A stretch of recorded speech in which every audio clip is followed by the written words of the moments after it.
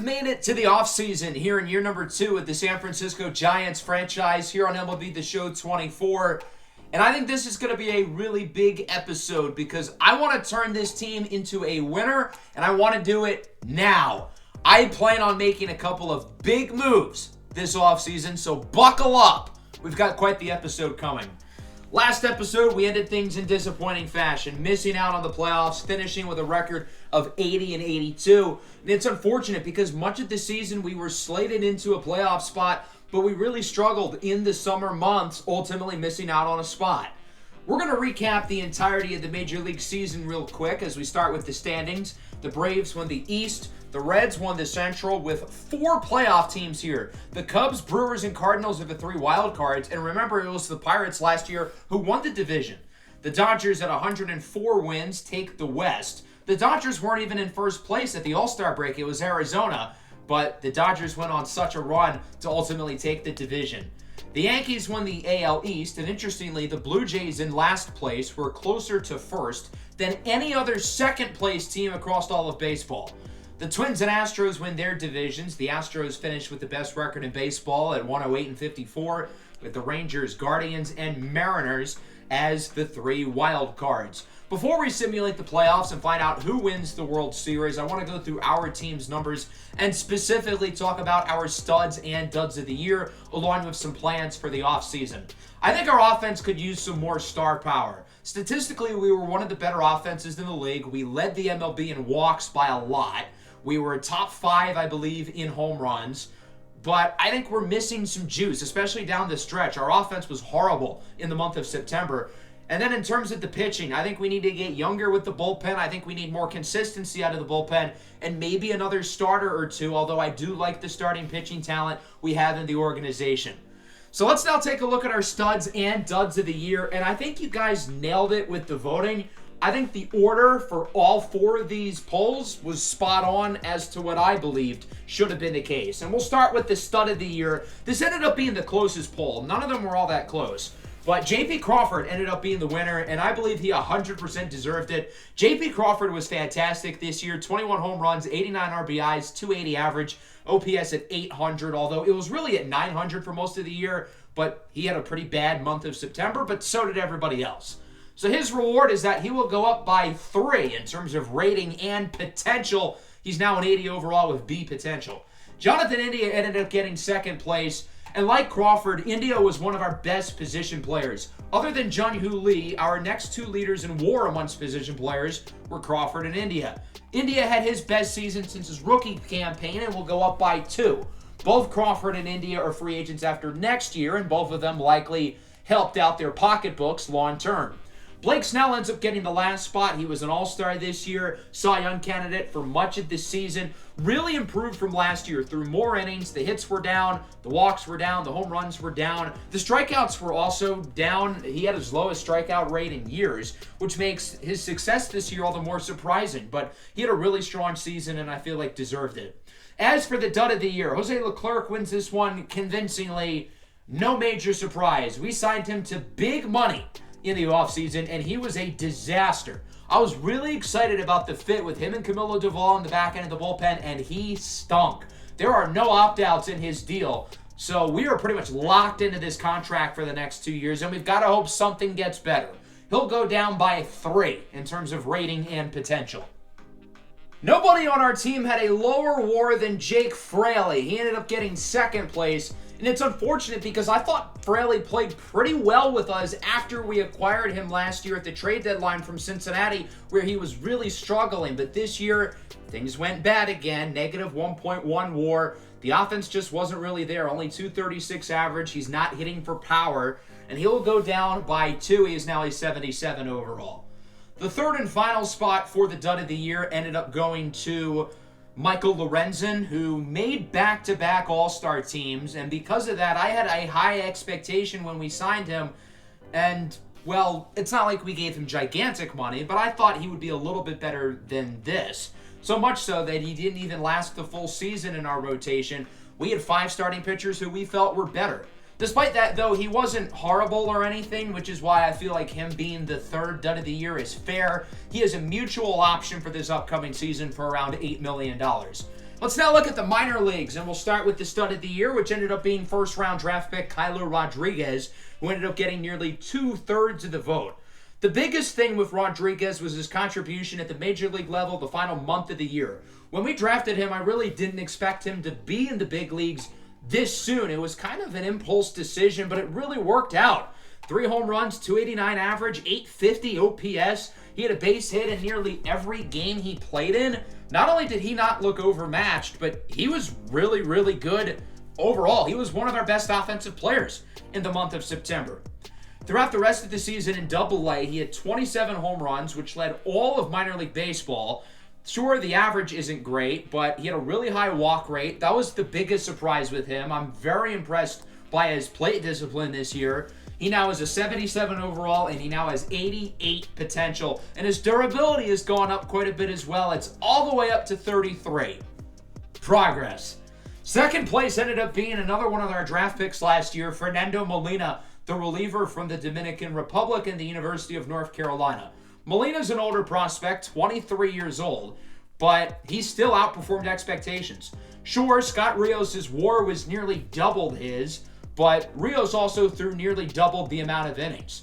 Molina's walk rate was a little bit better. He had more strikeouts than Rios in half as many innings. A slightly worse ERA, but a slightly better whip. I'm using Rios as the comparison because he's the number 1 prospect in baseball. He's awesome. And Fernando Molina was just as good as him. So normally with Molina getting second place, his rating and potential would normally go up by 2. But we're going to do something a little bit differently here because I want to focus on his development as a starting pitcher and improving his stamina. That's what we're going to do. Instead of upping all of his attribute points by 2, we're only going to up them by 1. His per nines, his clutch, his defense, his control for his 4 pitches, and his break for his 4 pitches. That's 17 total attribute points, and we're going to put all of those into stamina. I'm still going to up his potential by 2. That's because he previously had 88, and the A potential is just a lot more aesthetically pleasing. I would rather him be a 90 than an 89. Nonetheless, when we drafted him, I wanted to develop him as a starting pitcher, and now we're going to be doing that. Next season, he'll likely start in AAA as a starter, and I'm curious to see how it goes. Hunter Bishop ended up getting the last spot. He was quite solid for us, maybe the most consistent player on the Double-A team this year. 19 home runs, 269 average, 772 OPS. He was quite good this year. This is a former first-round pick who hasn't really developed as expected, but he had a great season this year. He's probably going to be added to the 40-man roster, and I think he's pretty close to being a big leaguer. At worst, he's probably going to start next year off in AAA. Now for our minor league duds of the year. Jeremy De La Rosa was an acquisition I was excited about last offseason, but he ended up being a major flop. Really struggled for us in that same Double-A outfield that included Kyler Rodriguez and Hunter Bishop. De La Rosa was a guy who I thought had a chance to be better than him this year, and he wasn't even close. Despite his defense and his speed, he still had a negative WAR because the offense was just that bad. This was once a really highly regarded prospect, and his development has been a lot slower than we would have hoped. He now is only a 61, and he only has C potential. Victor Barry-Cotto ends up being second place. Outside of De La Rosa, there weren't really that many guys who disappointed me that bad, but I did expect more out of Barry-Cotto, who was really good last year in Double-A. We brought him up to Triple-A, and he didn't take the leap. He still hit for decent power, but he only hit 215. He still had positive WAR, which kind of surprised me because he's not some great defender. So he was still above replacement level, but the offense just wasn't where I had hoped for contact-wise, so he'll go down by 2. He's a 67 overall. Hayden Birdsong ended up getting third place, and this is kind of a weird case because Birdsong led all of our minor leaguers, Double-A, Triple-A, position players, or pitchers in terms of WAR at 4. But I still viewed him as a dud because I really feel like the strikeouts is what carried his WAR. He still had an ERA of 4 and a WHIP of 1.39, which were both second worst amongst our AAA pitchers. In this game, it's really easy for pitchers to do well in the minors, and he really didn't. There is one more thing I want to talk about with one of the players we just went over for studs and duds. I wanted to see what Fernando Molina's rating was as a starting pitcher. Just out of curiosity, I figured it would probably be around the same. He's a 78! That caught me off guard quite a bit. So maybe he's ready to pitch in the big leagues next year. I'm going to keep him as a relief pitcher for now. I would almost rather him stay there because he has more room to grow ratings-wise. But he might be a guy who is good enough to be a starting pitcher for us this upcoming season, which could be quite exciting. I think we're going to add him to the 40-man roster for sure and see what he can do in spring training. So the last thing we have to do before we get to the offseason is go over the MLB playoffs. Let's find out who won the World Series. Some interesting matchups here. We'll go round by round. I also want to briefly talk about some of the awards here as Pete Alonso wins the MVP. Chris Sale turns back the clock. He ends up winning the Cy Young. Noelvi Marte, who was part of the Sandy Alcantara trade with the Reds, ends up winning Rookie of the Year. Aaron Judge is the MVP in the AL, while Joe Ryan takes home the Cy Young with the Minnesota Twins. Alex Bregman had a great season with the Astros. He turned back the clock a little bit, winning the batting title. And then Aaron Judge, with his 52 home runs, wins the Hank Aaron Award. So let's make our way through the wild card round. And we had some very interesting results here to start. The wild card teams ended up performing quite well in this first round. In the American League, the Yankees lost to Seattle, while Texas beat Cleveland. And then in the National League, we had a pair of sweeps with the Brewers and Braves moving on. The Cubs and the Cardinals go out. The AL and NLDS ended up being wild. Only one top 2 seed, Minnesota, moved on. And they needed 5 games to get by the number 6 seed, Seattle. The other 3 series were upsets. The Rangers knock off the 108-win Astros. The Braves defeat the 100-win Reds. And most hilarious of all, the Dodgers got swept by Milwaukee. The Dodgers won the World Series last year, and I guess we figured, well, that's not normal. The Dodgers performing well in the postseason? What? So this is a lot more like it, winning 0 playoff games this year. Let's find out now who's going to the World Series, and sure enough, we had 2 upsets. The Rangers sweep the defending AL champion Twins, and then the Brewers shock the world, beating Atlanta in 6. The Rangers, who of course won the World Series 2 years ago, they have a pretty similar core, but the pitching is better. They've added Corbin Burnes, and they have a healthy Jacob deGrom. They'll face off against the Brewers, who kind of came out of nowhere. With the additions of Gleyber Torres in the offseason and Brendan Rodgers at the trade deadline, they have catapulted the Brew Crew to the World Series. The 4-seeded Rangers and the 5-seeded Brewers as Texas wins Game 1. Game 2, Milwaukee takes it on the road against Jacob deGrom. That leads us to a pivotal Game 3. It goes to the Brewers with a great start from DL Hall. Game 4 also goes to the Brewers. They lead 3-1. Can Corbin Burnes save the season? He does not. The Brewers have won the World Series in 5 games, beating the Rangers. Adolis Garcia and William Contreras win the postseason MVPs. And it's Brendan Rodgers, the trade deadline acquisition from Colorado, winning the World Series MVP. What a year for Brendan Rodgers. We really talked about him earlier in the season when we played against Colorado. The Brewers got him at the deadline, and obviously it paid off. The Brewers' playoff run is exactly why we bought this year at the deadline, even though it didn't work out. The Brewers being a wild card team as the 5 seed winning the World Series shows that any team who makes the playoffs can get hot and make a run. We won both series against the Brewers this year, taking 2 at home in late July and 2 of 3 on the road in early August. I think the most impressive part about this Brewers playoff run is they were not some scrappy underdog. They smashed everyone. Swept the Cubs in the first round. Swept the Dodgers in the second round. They only lost 3 games through the entire duration of the playoffs and played in 0 elimination games. That's impressive. Let's go to the offseason now, starting with retirements, in which we have won. Wilfredo Pereira, who was on our AA team, pitched in some big games for us. He ends up calling it a career. Other notable players here include Brandon Crawford, the longtime San Francisco Giants shortstop, who ended up winning 2 of San Francisco's 3 World Series in the early 2010s. And he was one of the best players on those teams. Really solid bat, great glove. Ultimately fell off down the stretch, and he did have a pretty good final season in St. Louis. What a career, though, for Brandon Crawford. Steven Strasburg finally officially retires. There's A.J. Pollock, Miles Michaelis, Evan Longoria. Yu Darvish retires because of an injury. Another Giants legend, Madison Bumgarner, is done. Mad Bum was definitely one of the faces of San Francisco's playoff run because obviously he was a really good starting pitcher for this team for a decade, made 4 All-Star appearances. But what he did in the playoffs was special. This was a playoff riser. One of the best postseason players in really any sport I've ever seen in my lifetime. Playoff MVP, World Series MVP in 2014. That playoff run in particular, my goodness. Not to mention one of the greatest power hitting pitchers in recent memory. Shout out to Mad Bum.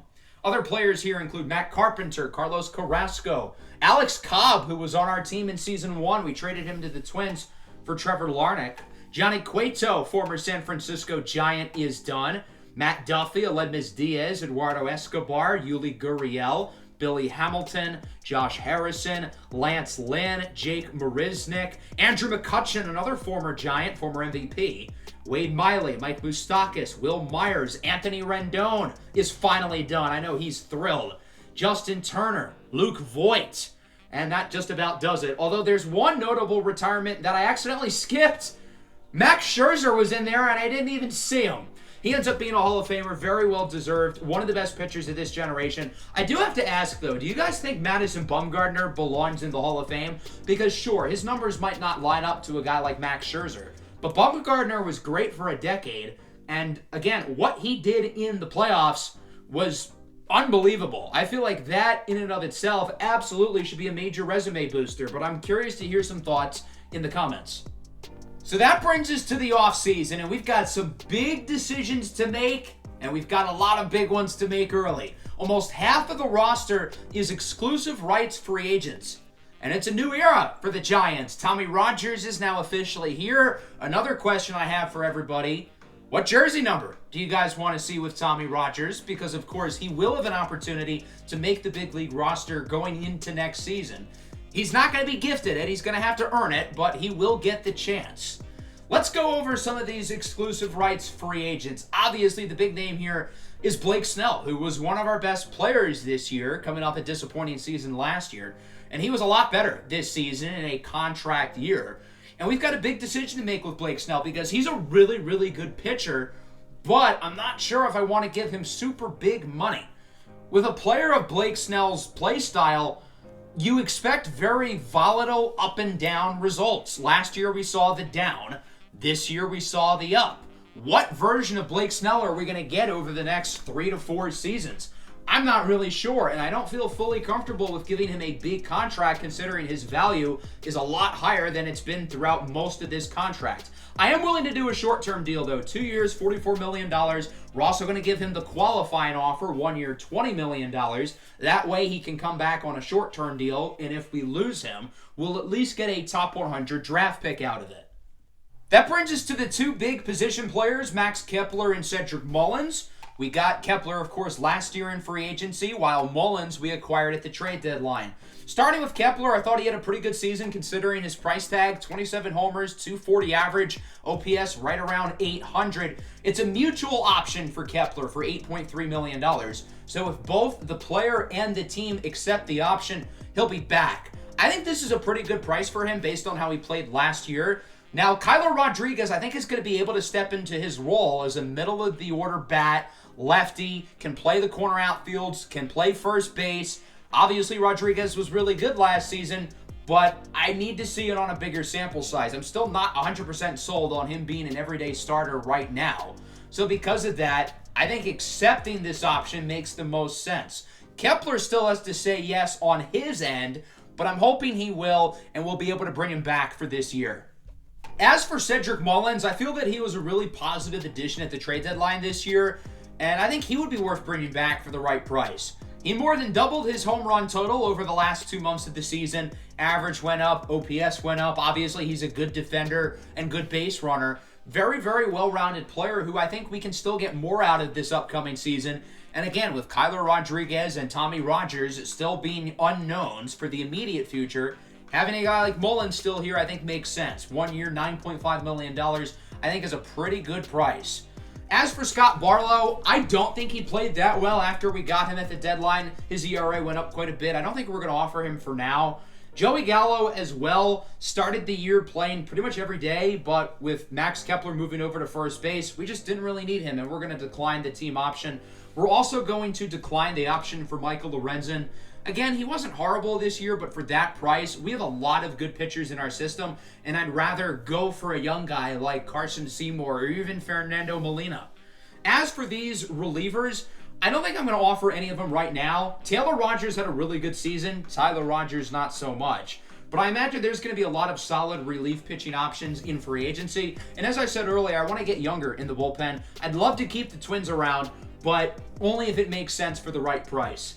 As for the coaching staff, we are going to fire Bob Melvin. And the reason for this is I don't think he's done a very good job over the last 2 seasons. I feel that our team has underperformed both years. In season 1, we won less than 70 games. This year, we had like the 5th to 7th ranked team in the game, still went under 500. That's on the coaching, and I think we need a new face in there. Ronald Rodriguez, I think, is the perfect fit. +3 durability, +3 clutch. Those are not easy attributes to improve with. So having those as the focus with our manager, I think, is a good idea. As I simulated, Max Kepler accepts his end of the option. He's officially back this year. As for our new manager, Ronald Rodriguez accepts. It's only a 2-year deal. I want him to prove it and not lock us into a big contract, but I think he will be an upgrade over what we've had with Bob Melvin. That'll bring us into the good stuff, including free agency, which is obviously the most exciting part of the offseason. We'll talk about free agency shortly. It's a pretty fun class this year. But first, let's get some of the dirty work done with. And that starts with the tendering contracts. This is for our minor leaguers and any big leaguers with less than 3 years of MLB service. We're not going to offer any of these guys long-term extensions. I thought about it with a guy like Kyler Rodriguez, but again, I'm just not there yet. As good of a season as he had, I need to see more, especially considering he's made of glass. Tyler Fitzgerald is probably the most notable player who I don't plan on bringing back here. I wanted to see what we could get in a trade, and the Orioles offered us a pretty good deal here for Brian Baker. As I said, I want to shuffle the deck in the bullpen, and although Baker had a disappointing season this past year, he's been really good prior to this year, including a tremendous season in 2024. So I think adding him to the bullpen would be a big win. Clearly, the Orioles didn't look to offer him arbitration, so it's a swap of 2 guys who wouldn't have been back on their teams anyway. As for arbitration, we're going to offer it to everybody here except for Lamont Wade and Wander Suero. Suero, I don't think really would have much value, but I think some team's going to want Lamont Wade. He's a good player. I just didn't want to give him the money that he would be getting. So we're going to trade him to the Padres for Enyel De Los Santos. Again, looking to add another relief pitcher. De Los Santos is on the final year of team control. The Padres, I assume, are not looking to give him arbitration. He's been really consistent over the last 4 years, and I think he's going to be a positive addition to the bullpen, and we will offer him arbitration. As for additions to the 40-man roster, we're going to be adding 2 players here. Owen Casey and Hunter Bishop are 2 guys I would not want to risk losing in the Rule 5 draft. So both of them are going to be added to the 40-man roster. I don't think either of them are going to make the team out of spring training, but I suppose it's not impossible. That brings us into free agency. We already have $130 million tied into salaries. That doesn't even include arbitration or the minor leaguers who still need their contracts. So that number is going to be more like 160, 170 after those are in.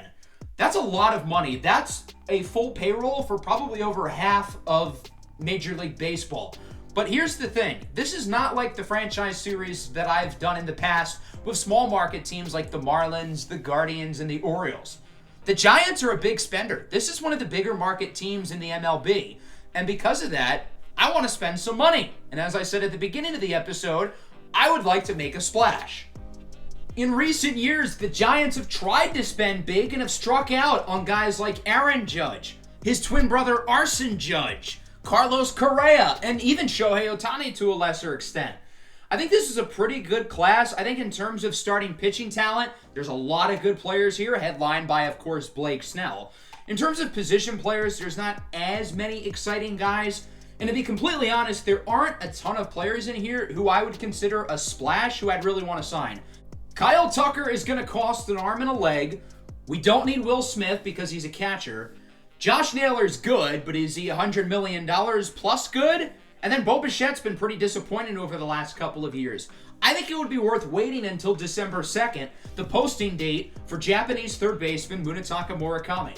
We talked about him with the international free agents a couple episodes ago, and you guys seemed very on board with the idea of us going out and getting him. When I had originally made that episode, I didn't think of him as a guy we would target, but as I think about it, there are certainly some pros and cons to getting him. I think this would be a major risk and a major gamble, but it could be worth it. I think he fits our team really well because of the ballpark we play in. Oracle Park has a shallow but tall right field fence. I think for a guy who hits for high launch angle and hits the ball hard for exit velo is what we need to prioritize with our lefty bats. Murakami does exactly that. And he's not just going to get it over the fence, he's going to get it into the cove.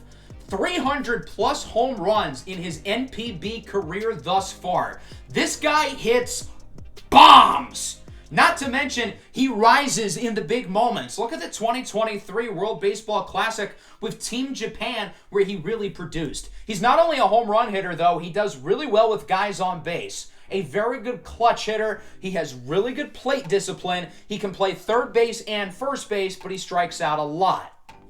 Many have referred to him as the Japanese Aaron Judge, and while that feels like high praise, there are some similarities to their games. Other than athleticism and contact, the two of them are really similar.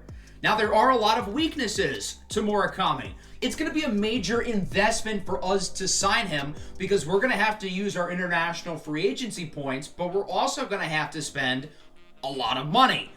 Being that he is a blue chip international talent, he's going to cost 7 international free agency points for us to sign him. Keep in mind, we only get 15 points over a 5-year span, and we already spent 4 last year on catching prospect Vicente Alegre. That means we only have 11 points left, and if we spend 7 on him now, we're only going to have 4 points over the next 3 years, meaning the prospects we get aren't going to be all that good. Along with that, since he's an international free agent, we have to spin the wheel. So if we land on, say, tier 3 or tier 4, he is not going to be that good, considering the amount of money that we're spending on him. I have added another tier to the wheel, that being tier 10. Keep in mind, he's a tier 7 player, which is already really good, 85 plus overall with A potential. Tier 10 basically means he's like a top 10 player in all of baseball, which is a possibility for a guy of his caliber. Along with spending international free agency points, we're also going to have to spend real money. He is likely going to ask for a 6-year deal worth around $150 to $200 million, or if we give him more years, say around 12, he's going to want around $300 million. It's a big investment, but given how good of a fit he is with our team, along with the fact that we've drafted so well, I don't think we need to worry about signing super highly regarded international prospects, and I think it would be worth it to add a guy like him, but again, we're going to have to wait until a month into the offseason when he is finally available as a free agent, because right now we can't sign him.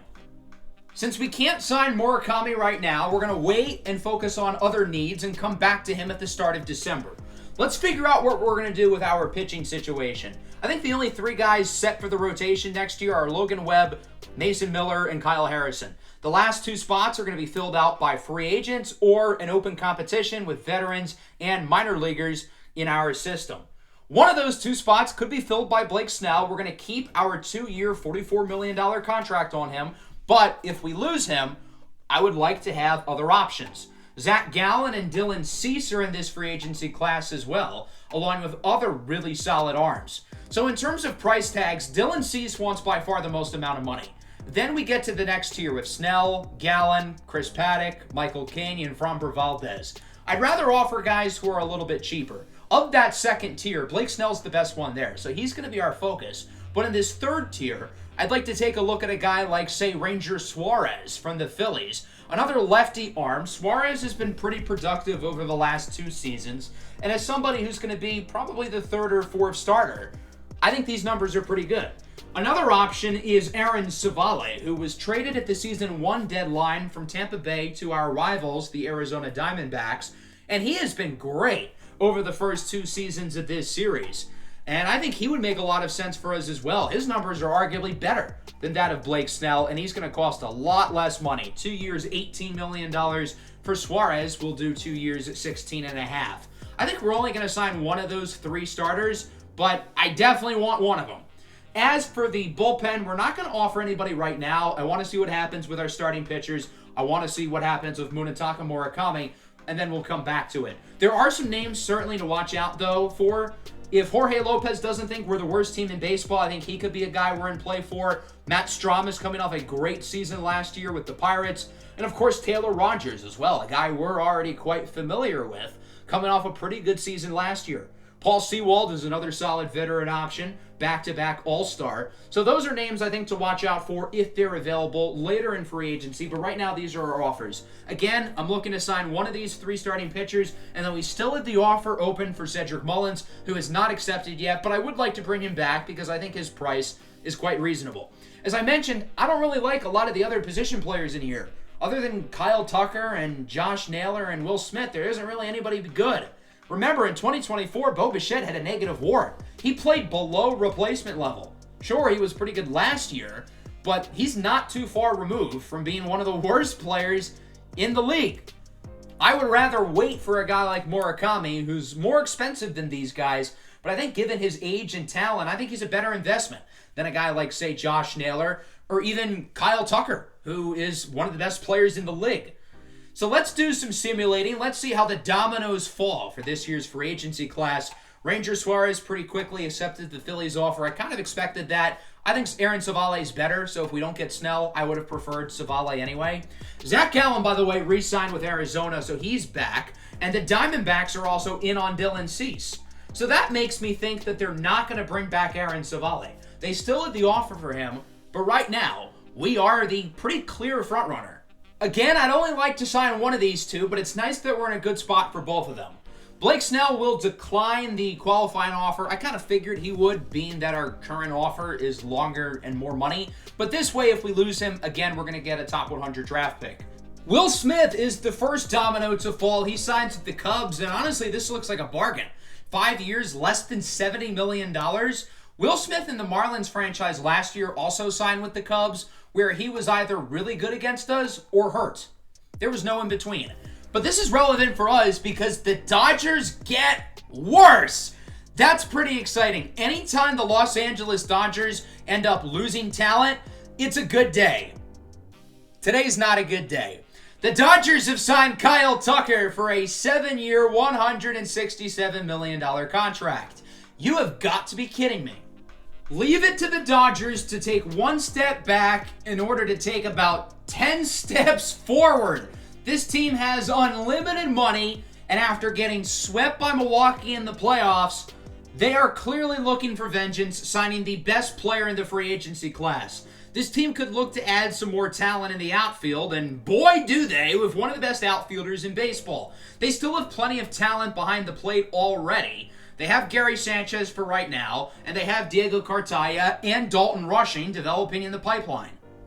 So, of course, the Dodgers find a way to make their team better. Whoa! Blake Snell is a Diamondback! Well, that came completely out of nowhere. We had been the only offer for Blake Snell the entire time, and Arizona swoops in with a very lucrative deal. 3 years for $84 million, which is a lot more than the offer that we had on the table. The fact that the Diamondbacks were in on Dylan Cease should have been a sign that they'd be interested in acquiring Blake Snell as well. Ryan Helsley, by the way, jumped ship from the Cardinals to the Cubs. The Cardinals also lost Tommy Edman, who ended up signing with the Angels. But let's talk about Blake Snell here, who is ultimately going to be leaving us, but staying in our division, pairing up with Zach Gallen is one of the best 1-2 pitching combinations in baseball. It's a 3-year deal for $84 million, and it's front-loaded, which kind of surprises me. I think they could use some of that money now to add some talent to the back end of the rotation, such as spending $8 million a season on Aaron Savale. Now that the Diamondbacks have signed Gallen and Blake Snell, I can't imagine they're going to shell out big money to Savale. So as long as we price them out of his range, we should be able to get Savale unless a different team enters the ring. As for Cedric Mullins, by the way, his market has not changed. So that brings us to the final day of arbitration, and we are going to ultimately keep everything as is. We get offered a trade from the Brewers. They want Scott Rios. I don't think I'm going to do it. Bryce Terania is coming off a pretty good season, but for the number one prospect in baseball, yeah, I think I'm going to have to pass on this one. Sorry, Milwaukee. You've got plenty of talent in the infield already. The Angels offer as a trade here, Walker Martin for Bryce Teodosio. A C potential for a D potential. I'd rather this C. Dylan Cease signs with Atlanta, so we finally get some good news. Dylan Cease is out of our division, and the Padres rotation is looking shaky. They already lost Yu Darvish to retirement. Michael King is probably gone as well. They're going to be needing some of these young guys like Robbie Snelling, Johnny Brito, or Guillermo Torres to take a big leap. As for the Braves, they've re-signed John Means and Chris Sale. They also have Hurston Waldrop in the pipeline, and they still have Spencer Strider, of course. Maybe they look to add a fifth guy, but that top four is absolutely filthy. I am frightened by that Braves pitching staff. It is worth noting that there's another pitcher gone out of this free agency class, and that's Aaron Savale. He is signed with the San Francisco Giants on a 2-year, $18 million deal. Given his play over the past couple of seasons, this feels like a complete bargain. He has been awesome since the start of this series, and to be honest, I think this all kind of worked out. Savale has honestly been better than Blake Snell over the last 2 years.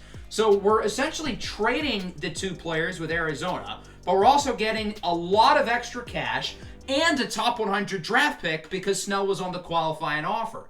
This rotation is starting to look pretty good. Maybe we look to add one more arm, but to be honest, I think we've got a pretty good group at the moment with our starters. The Dodgers signed JT Realmuto, so there's the Will Smith replacement because, of course, it's the Dodgers. They're going to get everybody. Chris Paddock signs with the Rangers, bolstering their pitching staff. They obviously gave Corbin Burns big money last year, and they're not done. All tendered contracts are now up, so if you're not tendered, you are a free agent. This also means it's December, which means Munetaka Murakami is a free agent. We talked about his pricing demands earlier. If we give him, say, a 6-year contract, he's going to look for around $150 to $200 million. In comparison, Josh Naylor is only asking for a little bit over $100 million. But I think Murakami is the better player, and he's also quite a bit younger as well. And we talked about the fit with him earlier, and I think he's going to fit this team like a glove. Now, since he hasn't played a major league game, we can't give him a multi-year contract because this game is stupid. So what we're going to do is rather than give him the $25 million a year that he wants, we're going to offer him $60K. $60K will be basically equal to $160 million total. $70K will be $170 million total, etc., etc. And once he's signed, I will edit the contract. The Braves do end up signing a fifth starter, and ironically, it's Michael King from the Padres. So Atlanta gets both King and Dylan Cease, and their rotation is now pretty filthy. Strider, Cease, King, Means, and the fifth starter is the reigning NL Cy Young winner. Ouch. As for Cedric Mullins, he's officially signed our deal, so now the only contract we're focused on is Munetaka Murakami, and it looks like it's going to be a bidding war. Another team has entered the race. Oh my God, it's the Dodgers. You have got to be kidding me. They cannot take this from us too, can they? The Dodgers can give Murakami the best offer because A, they've got all the money in the world, and B, Murakami's probably going to want to play on the Dodgers, being that they have his former Japanese World Baseball Classic teammates with Shohei Ohtani and Yoshinobu Yamamoto. The Dodgers are also not looking to overpay on him, though, so for now they're going to offer 6 years, $160, the same contract that we have offered. It seems like he would rather play for the Dodgers, as expected. So we're probably going to up the offer, but I want to see how the month of December goes and go through the winter meetings. But first we get a trade offer, and it involves Jose Leclerc. You're telling me we can get off of Jose Leclerc's contract for a decent prospect? Sign me up! Now, the Phillies could use some talent in the bullpen. They did sign Scott Barlow, interestingly, the former Giant, and they're going to look to take his former teammate in Jose Leclerc. The Phillies have a big budget, so they can afford to take on this deal, and it's a little bit of a risk because, well, he was awful last year, but he's been a really good player in the past, so I understand why they're doing this.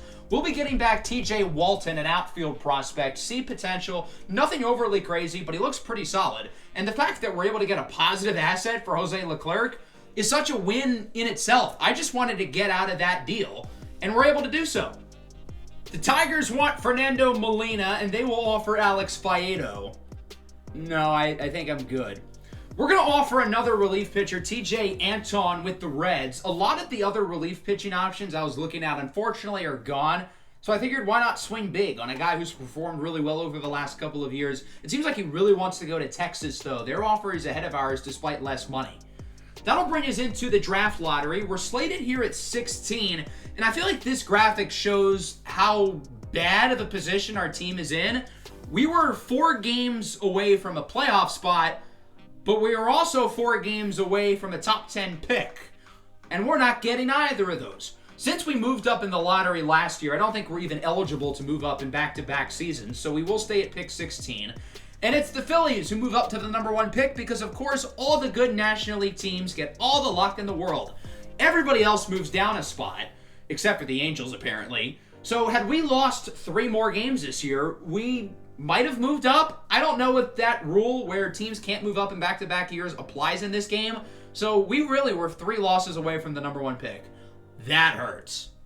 Josh Naylor signs with the Yankees. There were some small market teams in the race, but once the Yankees threw their hat into the ring, I figured it was kind of inevitable, and that's ultimately what happens.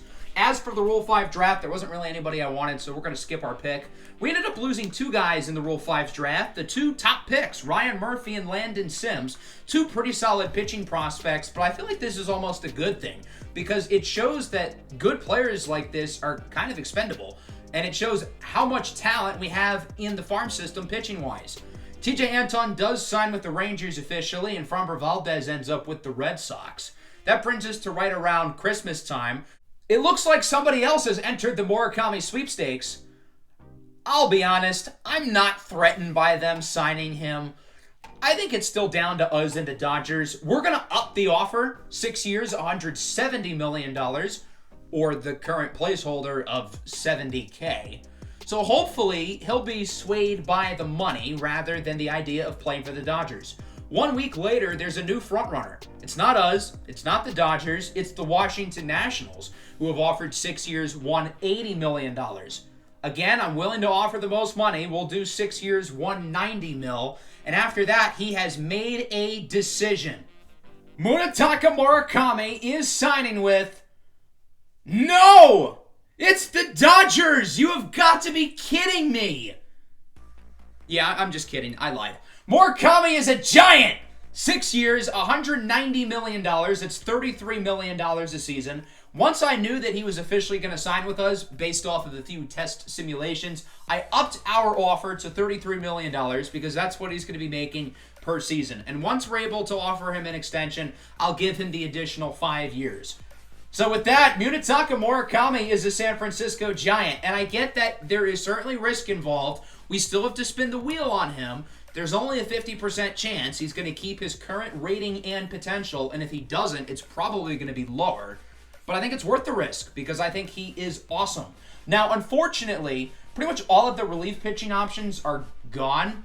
Both of the Rogers twins are off the table. Taylor Rogers ends up signing with the Tampa Bay Rays because, well... they're the Rays. They're a smart organization. Tyler Rogers is also in his division signing with the Yankees. So, since I was so focused on Murakami and the starting pitchers, we kind of lose out with acquiring relievers. And now we're going to have to fill out the bullpen with some trades, which we'll talk about in a little bit.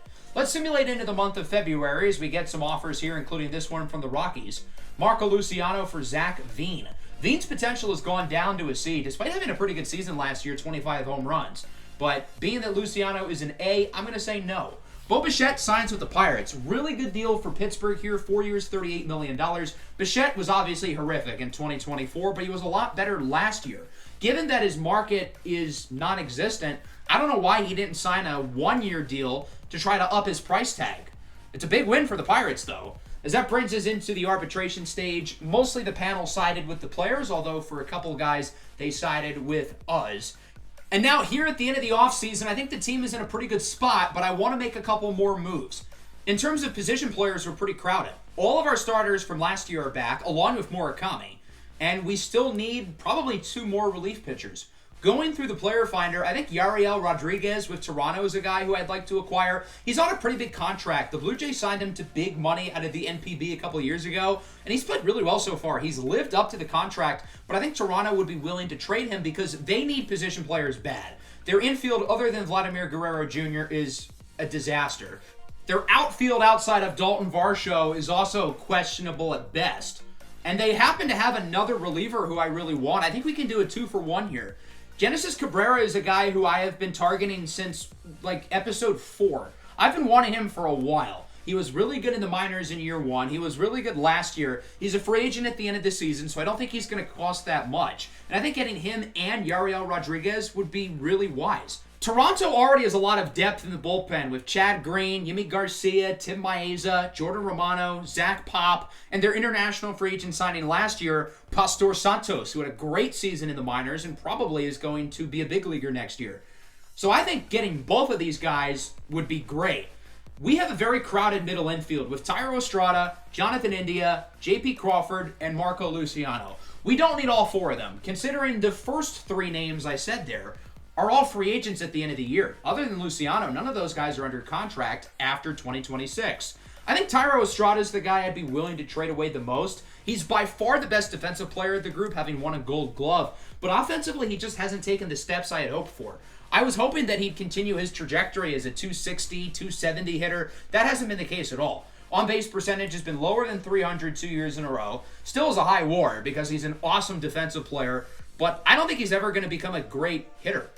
Toronto's not going to do this deal, but it's close. And if we're going to swap prospects here with Ishmael Munuhia in exchange for relief pitcher CJ Van Eyck, this trade is going to work, and I think it makes sense for both teams. Toronto gets a much-needed addition to the infield with Thairo Estrada, and we fill out the bullpen with 2 guys. Yariel Rodriguez has 5 more years of team control. He is making a lot of money. He's on a big contract, but he's a great player. And then Genesis Cabrera can take over the Taylor Rogers role as a lefty specialist.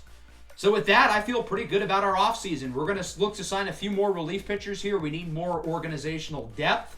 And once all 4 of these guys sign, our offseason is complete. And I think overall this went quite well. Actually, we do have another trade offer here from the A's.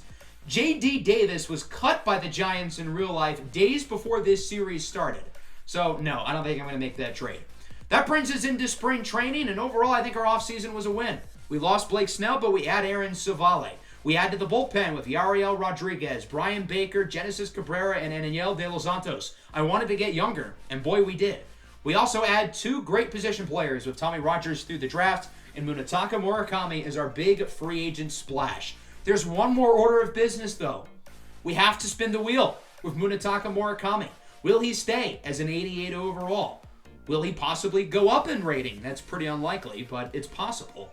And might he go down in rating as well, making this near $200 million contract a complete disaster? Well, here we go. Let's spin that wheel.